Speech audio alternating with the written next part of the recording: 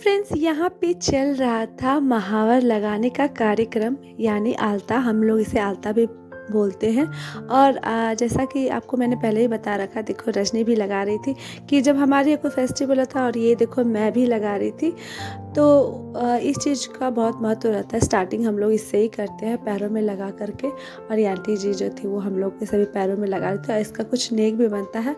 तो आज था कदुआ भात, जो छठ पूजा का नहाए खाए जिसे कह सकते हैं। और ये देखो मैं लगी हुई थी किचन में, और सब कुछ बनाने के बाद मैंने माँ को दे दिया, और माँ के बाद ही हम लोग सब कोई मिलके खाते।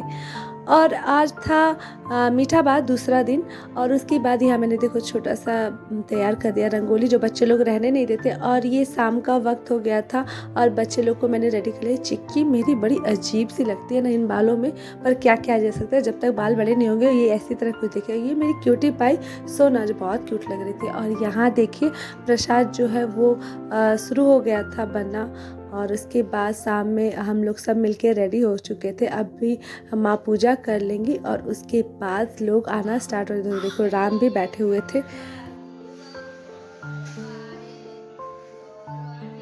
तो फुआ जी गाना तो गा रही थी, सॉरी गीत तो गा रही थी, मगर मुझे नहीं आता। फिर भी मैं बैठी हुई थी साथ में और सीख रही थी। एक दिन मैं भी गा लूँगी। और उसके बाद माँ ने पूजा ख़त्म कर लिया था, और पूजा समाप्त होने के बाद यहाँ पे सभी को टीका लगा के माँ आशीर्वाद देती है प्रसाद दे करके। वही राम भी गए हुए थे, उन्होंने प्रणाम किया। और ये देखो मैं भी प्रणाम की, और उसके बाद मैं भी भगवान से आशीर्वाद मांगी, माँ से आशीर्वाद लिया मैंने। और उसके बाद ये नाक से लगाने वाला सिंदूर जो हम लोग में है, बिहारियों में जो नाक से सिंदूर लगती है कि हमारी जो पति की आयु है वो और लंबी हो, जितनी लंबी सिंदूर उतनी लंबी आयु। तो इस चीज़ को दर्शाते हुए हम लोग ये नाक से सिंदूर करते हैं।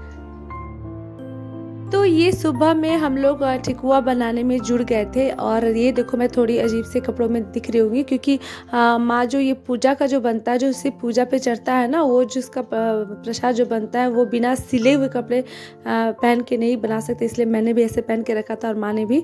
और बाकी जो बांटने वाला प्रसाद है उसको आप सिले हुए कपड़े पहन के कर सकते हो। और उसके बाद देखो हम लोग सब रेडी हो गए थे, माँ भी बिल्कुल रेडी थी जाने के लिए। और चलो मैं दिखाती हूँ सबको क्या क्या कर रहे हैं, और सबको कितना रेडी हो चुके हैं जाने के लिए। ये मेरी फुआ जी, बिल्कुल हम लोग बिल्कुल सेम सेम साड़ी पहने हुए थे। और ये मेरा हैंडसम सा अद्विक, वो भी रेडी हो गया था। और ये हमारा जो पूजा का जो दौरा है वो भी सज गया था पूरी तरह से। और ये मेरी चिक्की रानी जो दिखा रही थी कि मैं कितनी खूबसूरत दिख रही हूँ। पता नहीं बाल कब बढ़ेंगे इसके। और यहाँ राम भी वेट कर रहे थे समय होने का कि हम लोग चल पड़ेंगे जल्दी से। और रजनी भी रेडी हो चुकी थी।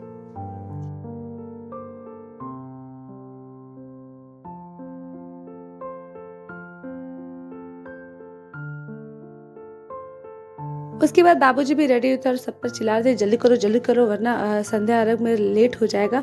और वो सबको बोल रहे थे कि लेट हो जाएगा, और सबको जल्दीबाजी में। और फाइनली निक्की भी रेडी हो गई, और फिर हम लोग घाट पे जाने के लिए फाइनली निकल गए। और ये देखो राम अपने सर पे ये दौरा लेकर के घाट तक जाएंगे। मुझे ये देख के बड़ा अच्छा लगता है। मैं जब ये देखी तो मुझे लगा कि एक दिन आदिक भी मेरे लिए इस तरह से दौरा लेके जाएगा, और मैं जब छठ पूजा करूँगी तो मैं ये सोच ही रही थी। उसके बाद हम लोग सब चल पड़े एकदम जैसे शादी वादी में जैसे सज सवर के सभी निकलते हैं ना, उसी तरह हम लोग भी सज सवर के सभी कोई निकल पड़े छठ घाट की ओर।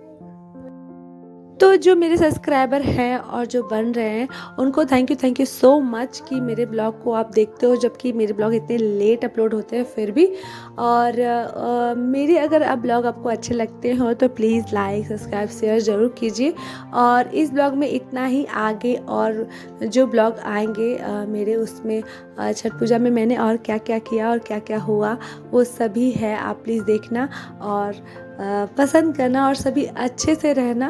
और छठी मैया आपकी सारी अच्छी और सारी मनोकामनाएं पूरी करें।